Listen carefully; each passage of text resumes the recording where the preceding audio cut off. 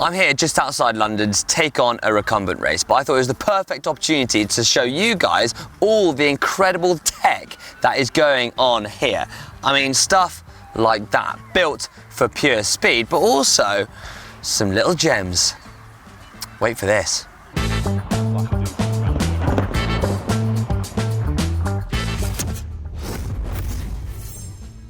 So I thought I'd start off with one that really caught my eye. This is Slade's multiple British and world champion recumbent. And as you can see, it looks incredibly fast. And I would know because it passed me quite a few times today while racing. Now it's got two wheels, as you can see. It's got two disc wheels, 20-inch disc wheels. It's front wheel drive, and the material used to build this one-off machine is carbon Nomex sandwich, which is quite a unique material for designing recumbents like this. To get in it, well, you have to take the whole lid off. So I reckon it's about time we take a look inside. So I've just taken off the top, and what you can see inside is everything part of this bike, because you've got the seat that is part of the chassis, so you're saving weight. You've not got a huge amount of cushion there. Now Slash is fairly small, so he's designed this recumbent for him, so any bigger he's not going to fit. So Connor definitely wouldn't fit inside this. All the drive components are up front here. The steering system is actually attached to the front wheel, which is fairly unique, and I would say it would take quite a long time to get used to. Now this bike is around 10 years old and still winning races day in, day out. No one can really get near him. And it was built by a professional recumbent builder, and I think this bike of Slash's is going to win many more races in the future. Unfortunately, I can't have a go in it because I don't fit in it.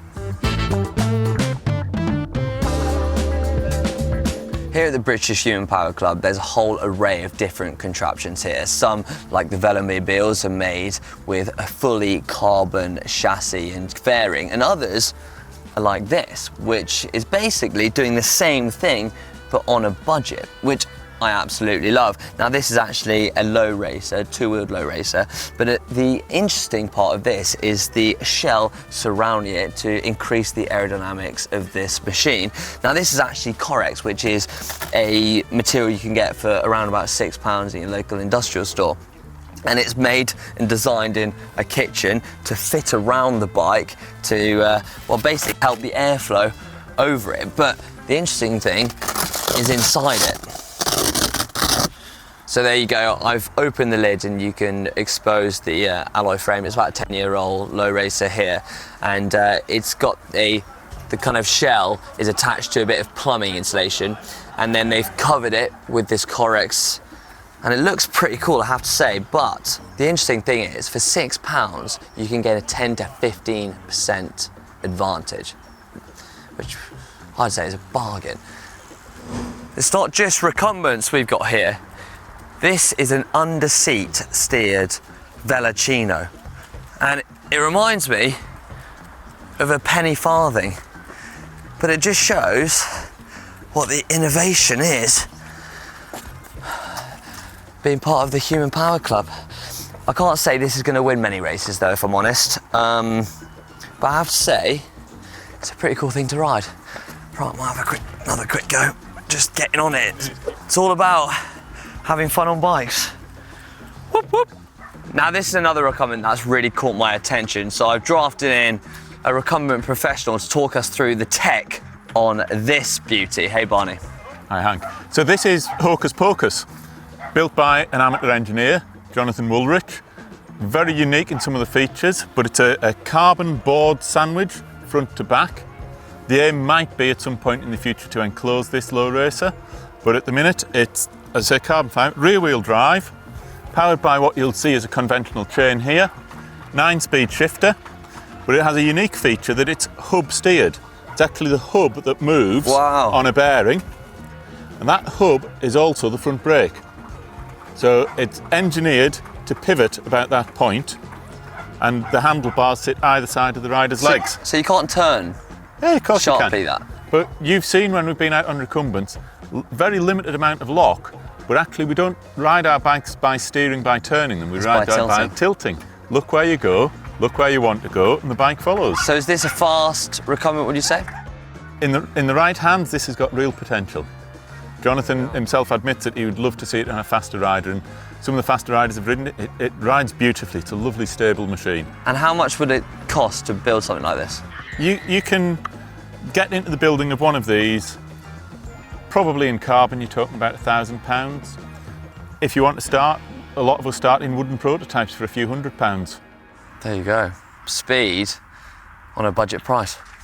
Not only are there fully fed carbon recumbents professionally made, there's also people that have made their own recumbent in a shed or a workshop of their own. And this one really drew my eye. Now, this is an arm-powered tilting tricycle. So the interesting part of this bike is that you can steer it in two ways. You can steer it conventionally, like a normal recumbent, but you can also steer it using the tilt. Now, you can turn that off and on with the disc brake on the back. So the idea behind this is when you're at slow speed, you can use it steering conventionally, and when you're up to speed, you can use the tilt system around the corners to, well, hopefully generate some more speed. So we've had a look at some pretty crazy recumbents. So now I think we should take a look at a hand cycle. Barney, over to you. This is Claire Danson, one of our hand cyclists. Hi. Claire rides one of the carbon bike hand trikes. So due to not having use of her legs, Claire uses her arms. Big old biceps here. Pedalling from here. This is a conventional 700c rear wheel with a derailleur and a front train set, all just inverted and reversed. It all steers around a very strange headset here and a pair of trailing wheels. So the fastest of these hand cyclists, Steve over there, does somewhere in the order of 20 miles an hour. Claire's practicing to get there. These are one of the innovations for paracycling, and we'd love to see more of them. Always welcome at the British Human Power Club. Hope you've enjoyed looking at these pretty amazing recumbents and hand cycles. If you did, then give it a big thumbs up. And if you want to see me race, well, you have to head over to the GCN channel. Everyone's clapping because they all want prize giving, and well, let's just say I wasn't in the prize giving.